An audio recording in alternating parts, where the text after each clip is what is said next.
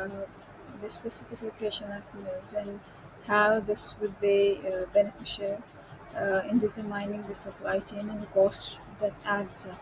So today we will do the Pakistan Sugar Mill Association. Uh, all the mills that are included here for to find the indicative prices and why it is of importance to record this data. So I plan to record the data year-wise from year 2015 to year 2025. The idea was to find the indicative prices for Punjab, Sindh, KPK, and uh, Khyber Pakhtunkhwa. It's KPK, KPK, and there is QP as well. I don't know what that indicates. It should have been Balochistan, since Balochistan has only one sugar mill and that produces around 50,000 kg, 50,000 million metric tons of sugar cane. So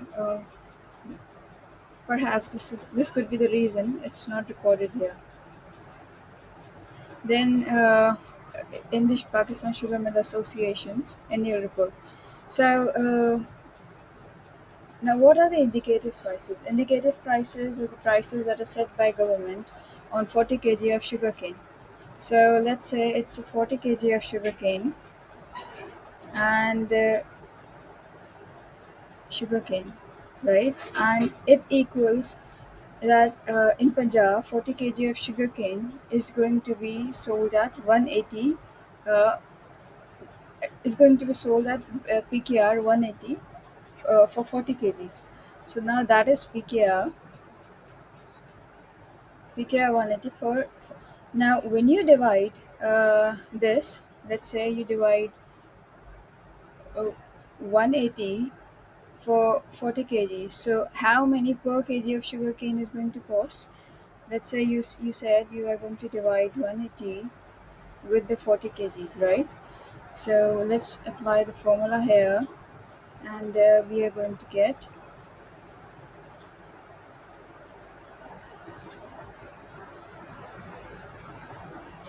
here. I think it's just stopped moving. Okay.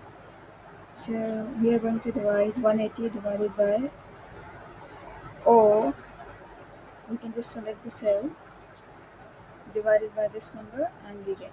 So 180 for 40 kg, 180 PKR for 40 kg is going to cost 4.5. That is the cost of 1 kg of sugarcane,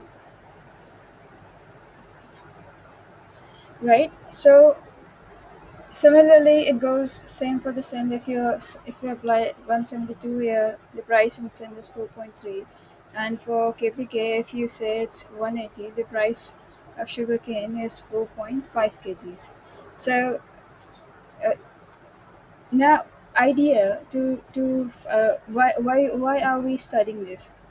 Now, provincial governments, what they do, they set the prices of sugarcane so that farmers are actually paid a minimum of certain amount. So they are paid at least, let's say, for 40 kg of sugarcane that they are selling. So at least they get paid 180 rupees for that 40 kg. So that is for the protection of farmers. That if they are, if they are investing, their this lump sum amount, whatever their savings or they have gathered profits from the previous crops, so they get at least something, and it is liable to pay this amount by sugar mills to farmers. So sugar mills pay that is mill is going to pay 180 per 40 kg to farmers. So that is for farmers. Now this also creates problem. Now what is the problem that it creates? Uh, what happens is, okay, I'm going to discuss it in a while. So you go further and okay, then I wanted to find out the retail prices of sugarcane. Uh, let's say if the 40 kg for 40 kg of sugarcane in Punjab it is costing 180 and 182 in Sindh. So the average actually the sale price of sugar per kg of sugar was 56.3. Now if you see uh, 180, if you come here, pick up all this, we come here and we just see it. So 180 for Punjab, 40 for 40 kg, 180 rupees is price for 40 kg, and it's 4.5 per kg sugarcane. So now here, if you see, the average retail price is 56.3. So 1 kg of sugarcane is producing uh, is costing PKR 5.4, 4.5 for Punjab, let's say, okay, and it and for 40 kgs it is costing PKR 180, and this is in kgs. Now, if sugar is made from those 40 kgs and 1 kg of sugar is being sold at 56.3 PKR, 56.3 paise, 56 rupees and 3 paisas. So let's say if 40 kg of cane produces 4 kg of sugar, right? This 40 kg of cane produces 4 kg sugar. We are going to write kg here and we are going to write 4. So this is producing 4 kg of sugars, 40 kg. So 1 kg of sugar is going to cost how much? That is going to cost 56.3. So 1 kg sugar is going to cost 56.3. 56.3. So if you're going to multiply this 56.3 with the 4 kgs, what we are going to get? We are going to get the price of 4 kgs of sugar, and that is the retail price. So this is the 4 kg, this is PKR, and this is the PKR price, and this is in kgs. So it tells you okay, how much of the sugar is. Let's say if now this 1 kg sugar is 1 kg of sugar is made from 10 kg of sugar cane. From 40 kg of sugar cane, 4 kg of sugar is made. So this is for the sugar, and this is the sugar cane. So when you compile data on this level and try to identify the prices, you actually tend to find how much difference is between the prices and between the sugar cane. Except we are going to find, let's say, 40 kg of sugar cane is producing 4 kg of sugar, and 4 kg of sugar is costing 225.2 pesos at the retail. So in between this difference from 180 to 225, what is the difference? The difference between 180 to 225 to actually getting to the retail price. We are going to find it out by applying the formula. We are going to deduct this 4 kg price with the sugarcane 4 kg, right? So 45.2 is the difference of amount from the payment that is made to the farmers, and ultimately the sugar is made and it is received by the consumer. So that is the difference. It means 45.2 rupees are additionally applied at this, and it goes at certain stages.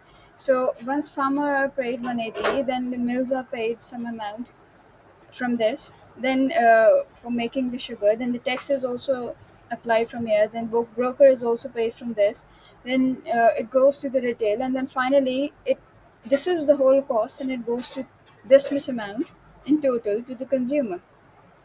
Now this is the pricing from year 2015.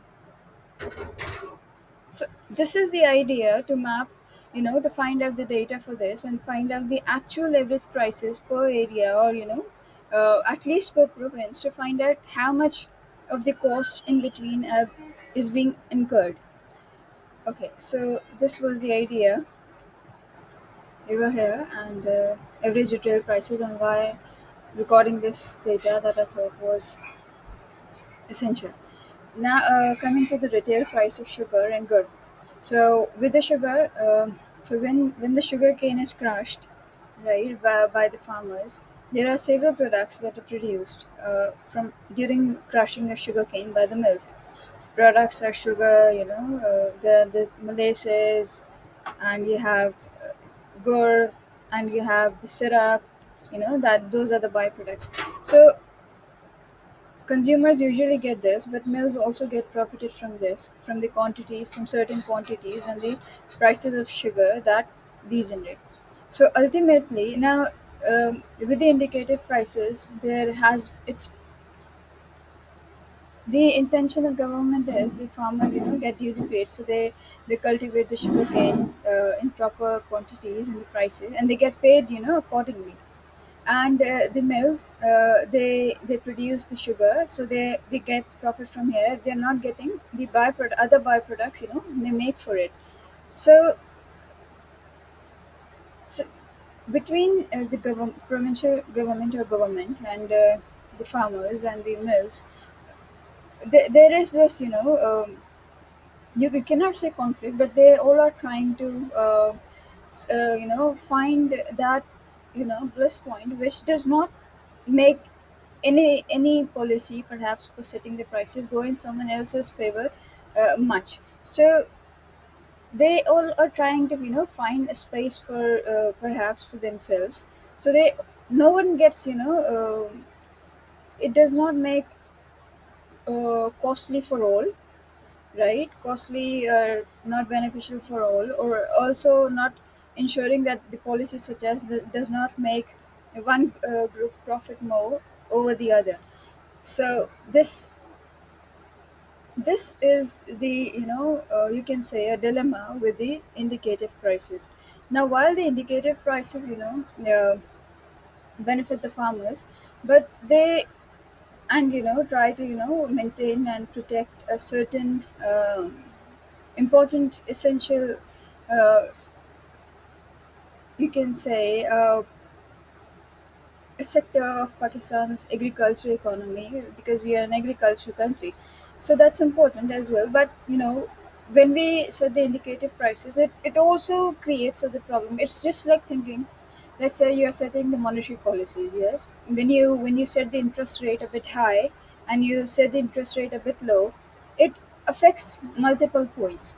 So you have to find in current in trade deficits in the exports and the imports. So you have to find that a bliss point at that particular point where the numbers do not affect another. Because when you increase interest rate, it causes problem in some, but not in others. So you decrease interest rates, and you try to use it as a tool to maintain the financial economy.